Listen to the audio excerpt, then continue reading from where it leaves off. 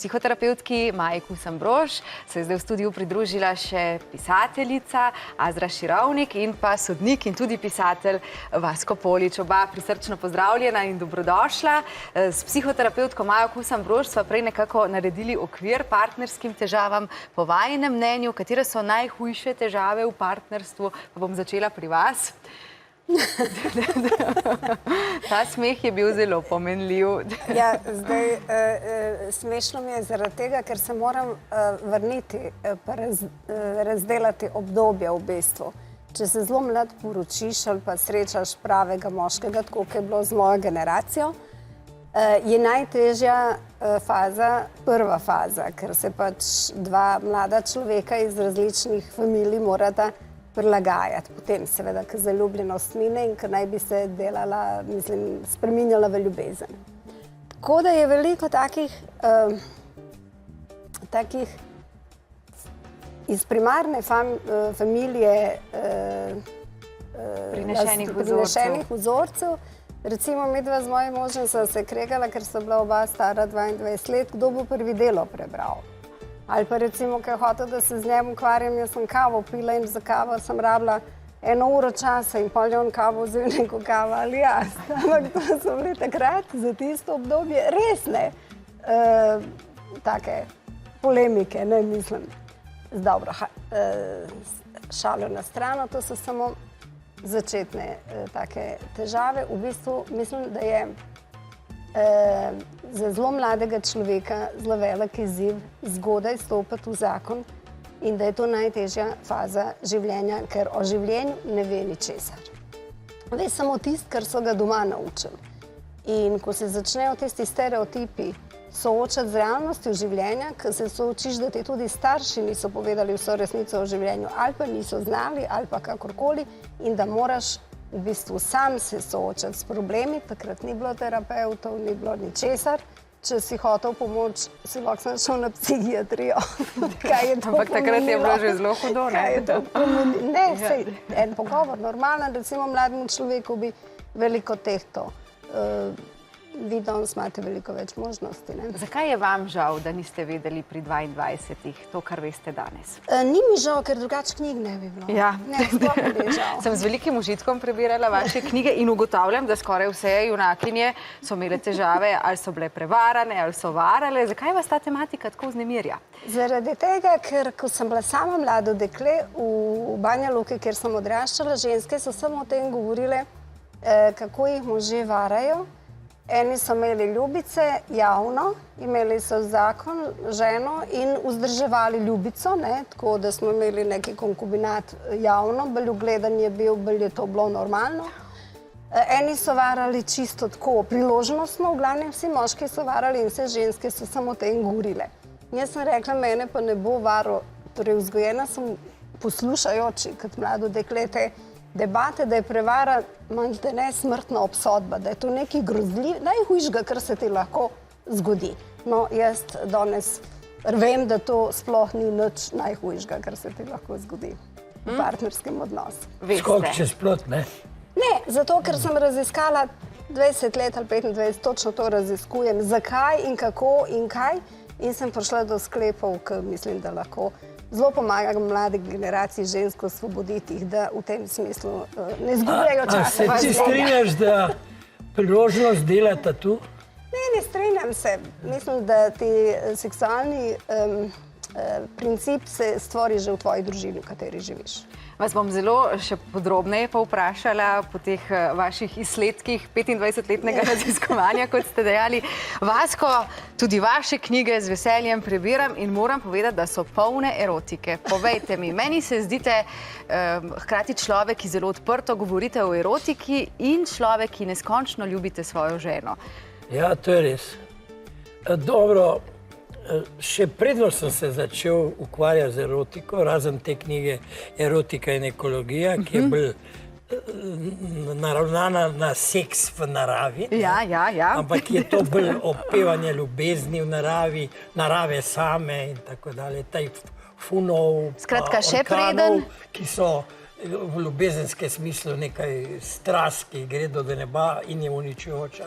Ampak erotiko sem začel pisati iz prvenstveno razloga, zvenelo bo malo čudno, ker sem ugotovil, da je nataliteta pri Slovencem grozljivo padla tam od leta 53. In ste se odločili pomagati? Ja, 40,000 rojenih otrok je bilo, da je padlo na 7,000. Aha, kako pa je vaša žena reagirala na to? Neverjetno slab izplen, ker jaz sem imel recimo staro teto, ki je imela 19 otrok, pa mojo staro mamo, ki je imela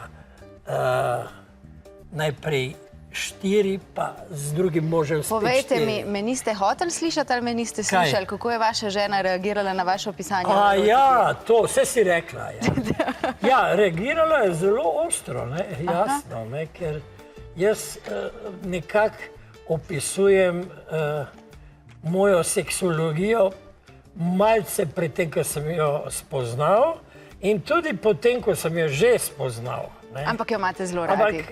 To ni bilo tako varanje, to je bilo bolj, se ne bi rekel, da je bilo varanje, to je bilo zaljubljanje v oči, v telo, lepo, v trenutni užitek, ampak stalno sem pa rinil domov, ker sem se držal načela, rajši imam eno žensko, v kateri je 1000 duš, kot 1000 žensk, ki ima vsaka svojo. Kako lepo ste to povedali. Mi pa se zdaj selimo na Ljubljanske ulice in sicer smo na ključne mimoidoče povprašali o tem, kaj menijo o zvestobi, seveda ne zvestobi drugih, ne njihovi. Ja, več vrst je, ne? Meni se zdi najhujša med prijatelji, ti te lahko najbolj razočarajo, seveda pa največkrat govorimo o nezvestobi v ljubezni, verjetno, ne? V nekem klasičnem odnosu s partnerji. Zakaj pa ljudje varamo? To pa ne vem, zakaj to delajo. Ne bi vedel. Ker pri nekomu ne dobimo to, kar si želimo.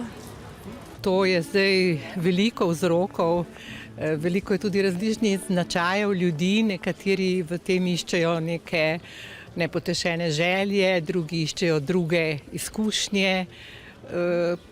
To je verjetno del značaja pri ljudeh, ki so mogoče manj stabilni. Jaz sam ne varam, ampak recimo, da bi lahko bil en od razlogov mogoče ta, da pač, ne vem, se ne najdejo, ni tisto pravo, pač iščejo kaj druga, kaj boljšega, ali pa pač iščejo samo izzive ali pa kaj takega, ne vem.